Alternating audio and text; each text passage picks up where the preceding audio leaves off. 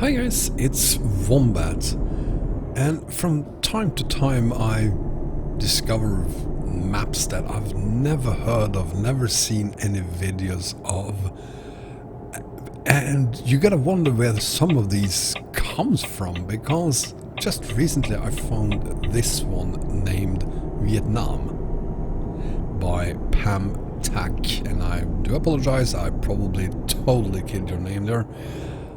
It's a, what I think is 1:3 scale map of Vietnam then, obviously.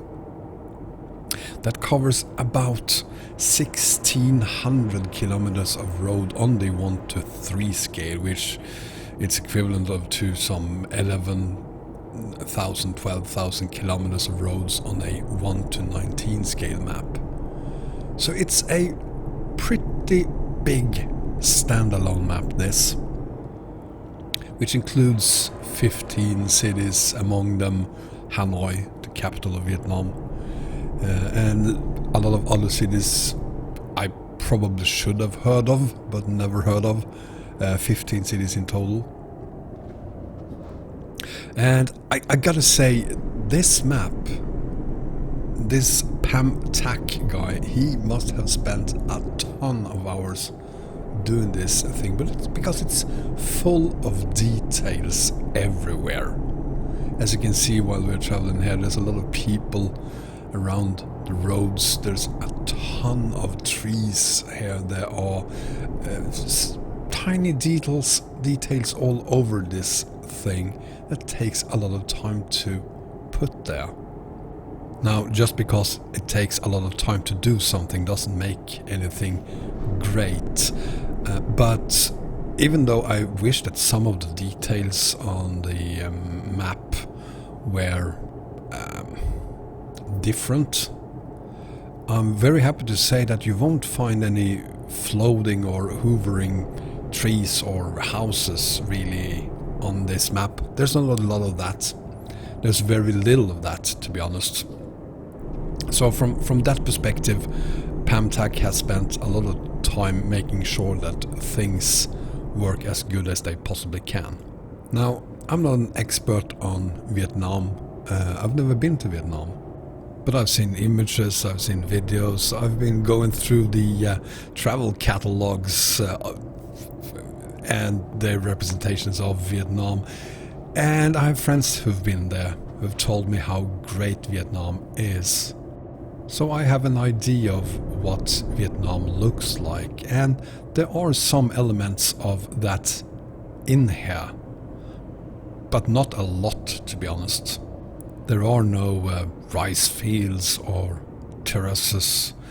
There are water here, but there are no beaches, and that could possibly be because there are no beaches in the areas where we have these roads. And speaking of roads, I have to say that the quality of the surface of the roads is far better than anything I ever expected out of Vietnam.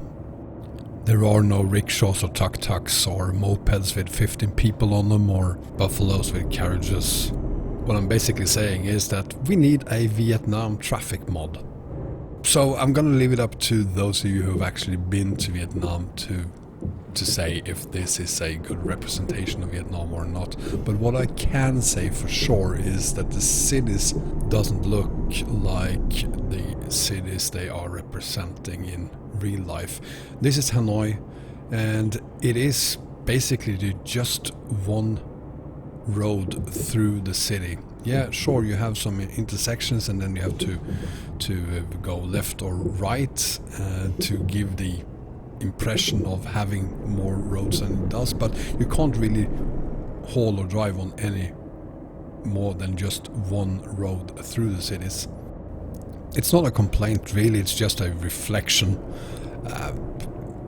All maps suffer from having cities that aren't necessarily realistic in the sense that they resembles the cities and have all the landmarks that you would expect to see when you come to a certain city. So I'm just leaving the cities with that. Requirements for this map. It says that you need 133, 134 or 135, but it also says that you need all 5 map DLCs, including the Baltic DLC. So yeah, I'm gonna go with 135, and I'm also gonna go with DirectX 11 or DirectX 9. I haven't tested this map on DirectX 9, but I have tested it on DX11, so I'm gonna go ahead and say it works on both. There are no other requirements than that with the map. So if you have Baltics and the rest of the map DLCs, you want to watch the next step where we go through how you set this map up, and then we're going to do some flyovers. So obviously, since this is a standalone map, you need a new profile. And we start with a name. I'm going to call myself Wombat Vietnam. Then I'm going to add a picture, a preferred truck design, a company logo, and then a company name. And before you press create, you go to the mod manager, and there you add the 3 files. You have the models file, map file, and def file. Confirm changes. My personal preference tells me to uncheck the cloud profile, and you need to change the plane module to map1.mbd. Then you click create, skip the wizard, let the game load for a little bit, and then you get to select your headquarter. Now, never mind the background cities there, or countries rather. Yeah, it's Europe. Never mind that. You have a ton of cities to choose from for your headquarter, and I'm gonna go with this. Confirm selection, skip the tutorial, and then you're off to do your first haul. But we're not gonna do that. We are gonna do some flyovers.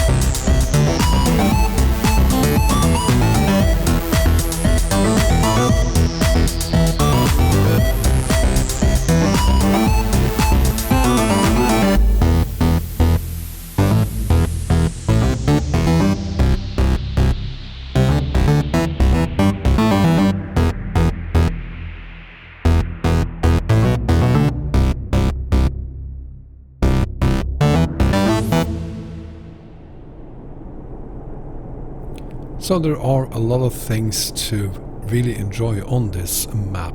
However, not everything is great. The first thing I noticed was that there are no signs on the cars and trucks in game. None at all. And then you have the problem that so many maps suffers from police cars from all over the world. You've already seen the background of the map. In fact, let's have a look at the map again. Because you had the annoying background of the countries of Europe when you selected your headquarters, and you have that same problem when you select cargo from different cities, but not when you look at the map itself. So Thach knows how to solve this. Why haven't he done it for the cargo and for when you are picking your headquarter? I don't understand it, because with Europe there, it's just annoying, even if it's only when you pick cargo and headquarters. These things are of course all minor problems.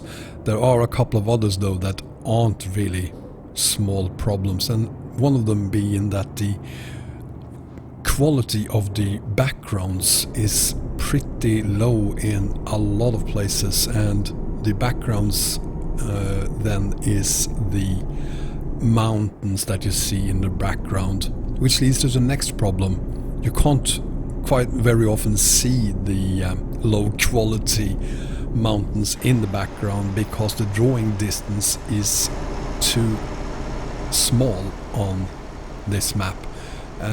You probably saw that a lot on the flyovers, where you have the map being drawn up in front of you. You can see it in the background here as well.